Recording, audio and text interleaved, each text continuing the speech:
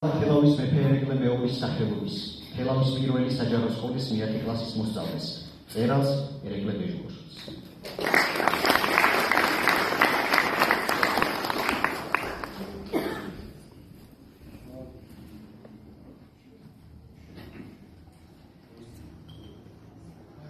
მოგესალმებით საღამომშვიდობისა, მიხარია მე დღეს რომ ამდენ ძვირფას სახეს ვხედავ აქ. განსაკუთრებით მივესალმები ჩვენს ვაწმოსულ პედაგოგებს, აქ შეკრებილ მასწავლებელთაგან რამდენიმეს მოსწავლეც ყოფილვარ და ეს ერთ-ერთად მიმაღლებს ამ სიამაყისა და სიხარულის განცდას. თანამედროვე სკოლა ბევრი გამოწვევის წინაშე დგას. განსაკუთრებით ამ ბოლო დროს უფრო აქტუალური გახდა მათ შორის რელიგიის გაფრთხილების დაბრუნებაც. რამდენიმე თვის წინ განათლების მინისტრის ერთ-ერთ მოადგილეს ქალბატონ გაია კვიციანს ამაზე ჩვენი სკოლის სახელით წერილით თხოვნით მივმართეთ და როგორც ხედავთ შედეგიც არ აბრუნებს. მე მიხარია რომ ამაზე კიდევ ერთხელ მოხდა დღეს ხაზგასმა. ამიტომ მადლობა გეკუთვნით თქვენ. ახლა კი მსურს წაგიკითხოთ ერთი წერილი, რომელიც საგანგებოდ ამ დღისთვის დაიწერა. ამ წერილს ჰქვია მასწავლებლობა.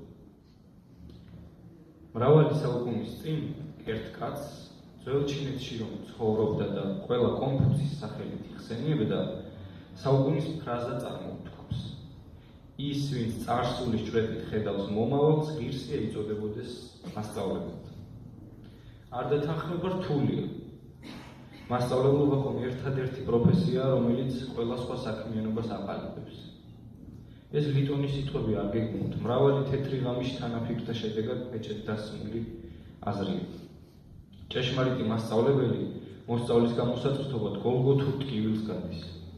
ვისაც თავად არ გამოუცდია ეს ტიტანური შრომა, ამას ალბათ ვერც გაიგებს. პირადად მე ხოხბის ყელისფერა შემოდგომის მოახლოება ყოველ წელს, იმიტომ მიხარია რომ ვიცი გარდა რა თქმა უნდა მეგობრებისა ძვირფას მასწავლებლებს ვნახავ.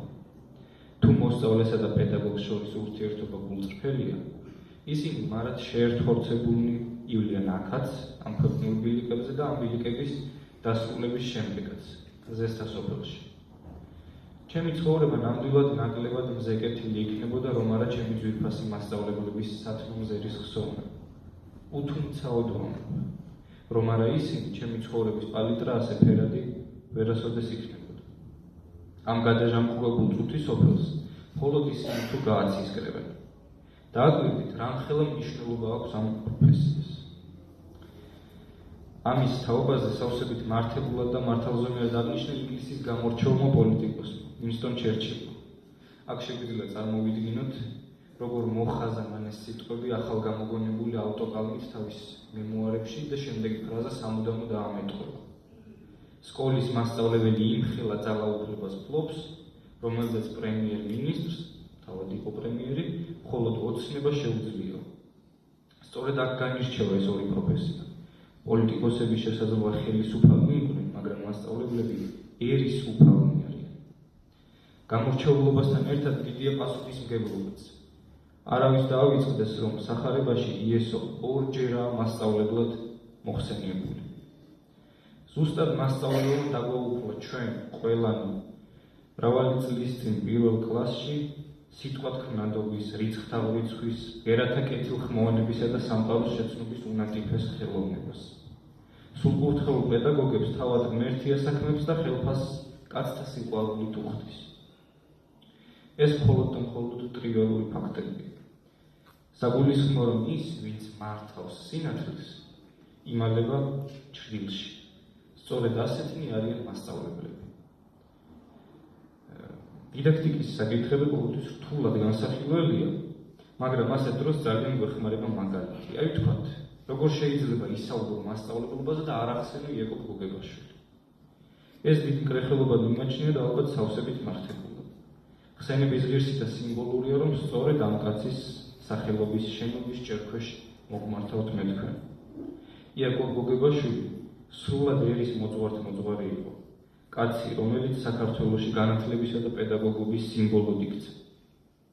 იმ ხანის საქართველოში იაკობმა წარმართა ქართველთა სულის მოძრაობის ვექტორი და თქვენ, ვისაც დღეს გაჯილდოვებთ, ამ კაცის საქმის ღირსეულ გამგრძელებლებად მიგიჩნევთ. მე მიხარია თქვენ გვერდით, იაკობის თანამოსაგრეთა და თანამემკვიდრეთა წინაშე დგომა. პირადად რომ ხელმიწიფებოდეს, თქვენთვის დაფინის გვირგვითაც გამოვიმეტებია. იცით რატომ? ამას რამდენიმე ძირითადი და 1000 არაძირითადი მიზეზი აქვს. აქედან გამოვარჩევდი 3-ს. პირველი, ეს არის მართვა დროჟამურ სივრცული განზომილებებისა. ზემოთქმულის შესრულება ყველა ჭეშმარიტ მასწავლებელს შეეძლო. მეორე, მეცნიერებად მოძღვრება, ანუ თქვენ უშუალოდ საგანს შეასწავლით ბავშვს. და მესამე, თავისი მნიშვნელობით ალბათ პირველ ადგილზე მდგარიც. თქვენ მოსწავლეებს აძლევთ ძალას საიმისოდ, რომ როდესაც დილემის წინაშე დადგებიან, ბოროტება აირჩიონ თუ სიკეთე, ისინი არჩევანს ამ უკანასკნელის სასარგებლოდ გააკეთებენ. ამ ძალას ჰქვია თავისუფლება და არა ალტერნატივის არსებობას. თავისუფლების გარეშე კი ვერც სავარსკვლავითის ქვემოთი ცხოვრება და ვერც უფლის საბრძანისში დავანდები ღირსეულად.